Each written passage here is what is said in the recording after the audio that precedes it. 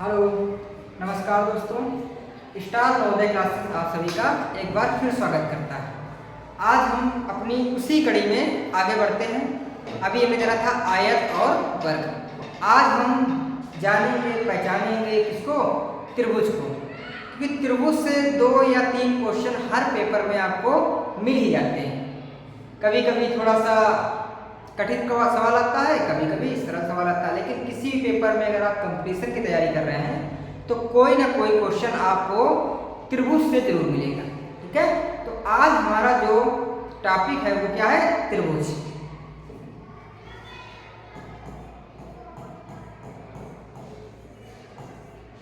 तो क्या है त्रिभुज? तो त्रिभुज का मतलब होता है त्रि का मतलब तीन, त्रि का मतलब तीन और भुज का मतलब भुजाएं। तो जिसकी 3 भुजाएं हों, क्या हो? जिसकी 3 भुजाएं हों वो क्या कहलाएगा? वो त्रिभुज कहलाएगा।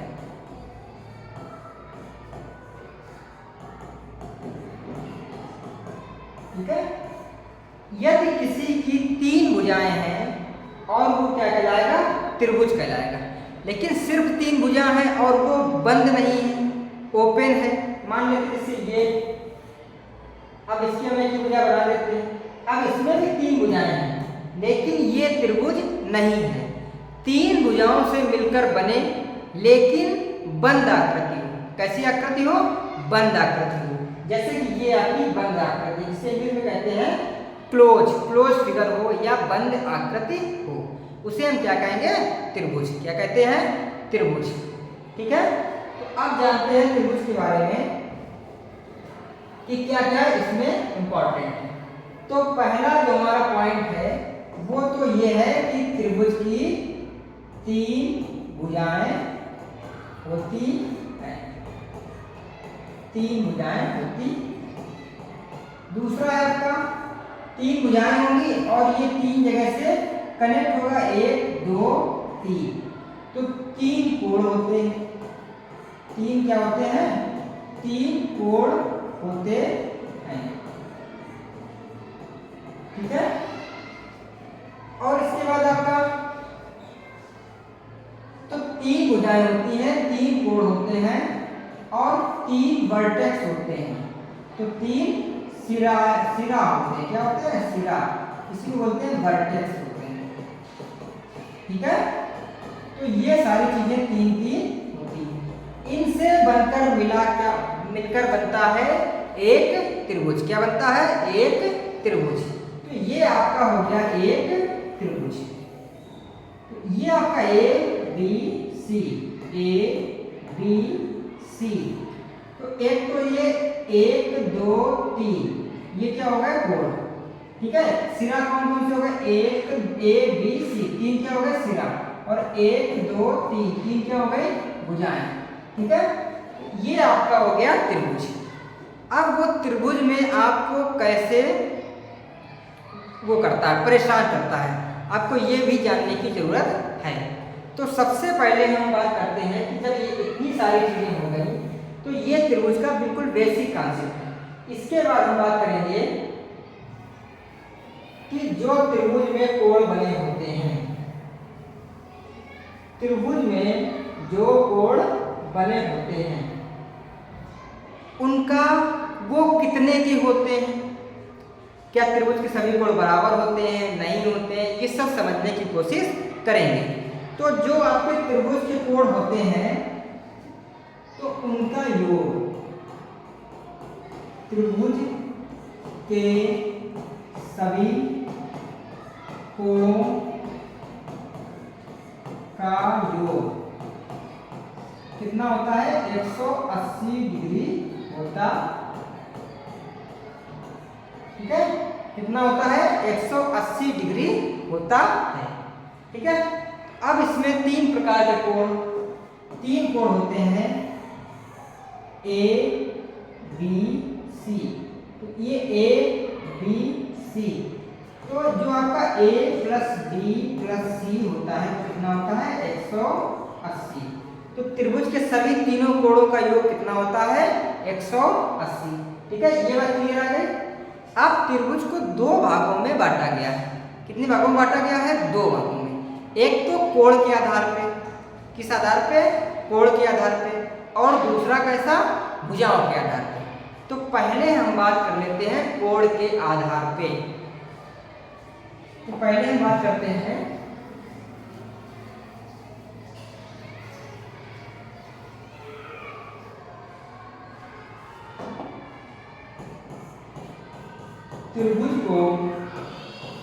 त्रिभुज का कोण के आधार पर वर्गीकरण। त्रिभुज का कोण के आधार पर वर्गीकरण। ठीक है, क्या है? त्रिभुज का कोण के आधार पर वर्गीकरण क्या होता है? त्रिभुज का कोण के आधार पर वर्गीकरण। तो कैसे, कौन कौन से कोण? तो आपको तो पता होगा कि एक होता है आपका न्यून कोण। न्यून कोण क्या होती है प्रॉपर्टी न्यून कोण की? 0 से बड़ा होता है। ठीक है, 0 से बड़ा होता है और x और 90 से छोटा होता है। न्यून कोण कौन से होते हैं? जो आपके 0 से बड़े होंगे और 90 से छोटे होंगे। तो अब त्रिभुज को कैसे बांटे न्यून कोण में?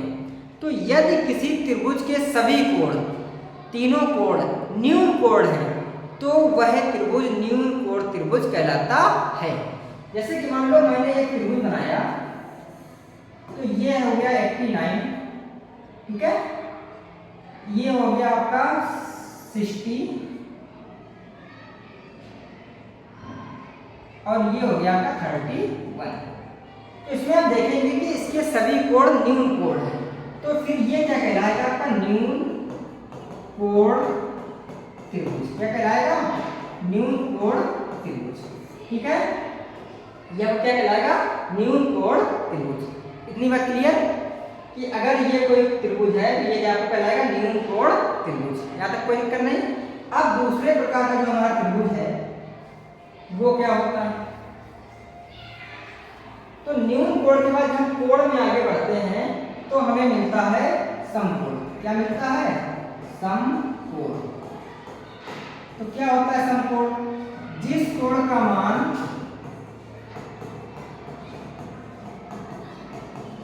90 डिग्री, 90 डिग्री हो, समकोण कहलाता है। क्या कहलाता है? समकोण कहलाता है। ठीक है, तो यदि किसी त्रिभुज में एक कोण 90 डिग्री का है, एक कोण 90 डिग्री का है, तो फिर वो त्रिभुज कहलाएगा समकोण त्रिभुज। क्या त्रिभुज कहलाएगा? समकोण त्रिभुज। तो जैसे मान लेते हैं कि ये हमने एक त्रिभुज बनाया, इसमें ये आपका 90 हो गया, ये आपका 30 हो गया और ये आपका 60 हो गया। तो ये त्रिभुज कहलाएगा समकोण त्रिभुज। क्या कहलाएगा? समकोण त्रिभुज। ठीक है, तीसरा जो आपका है, जब हम कोण में आगे बढ़ते हैं तो हमें मिलेगा अधिक कोण। क्या मिलेगा? अधिक कोण।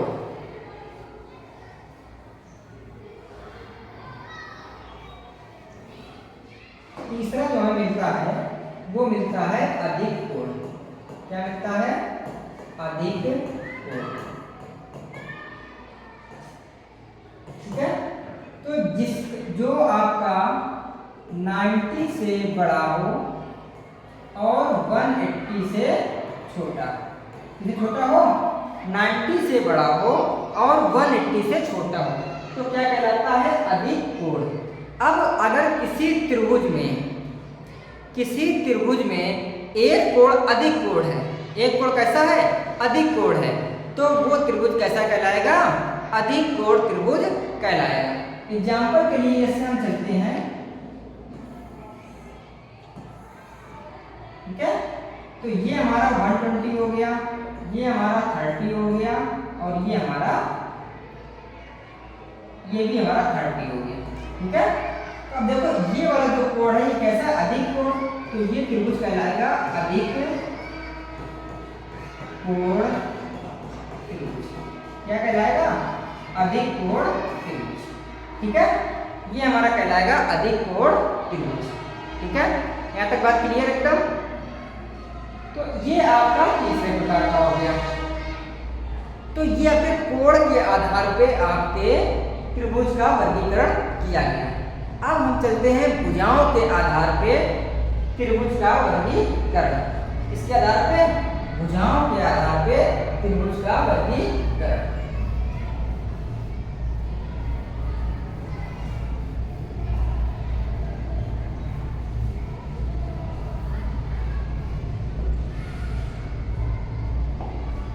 इसके बाद हम लिखते हैं भुजाओं के आधार पर त्रिभुज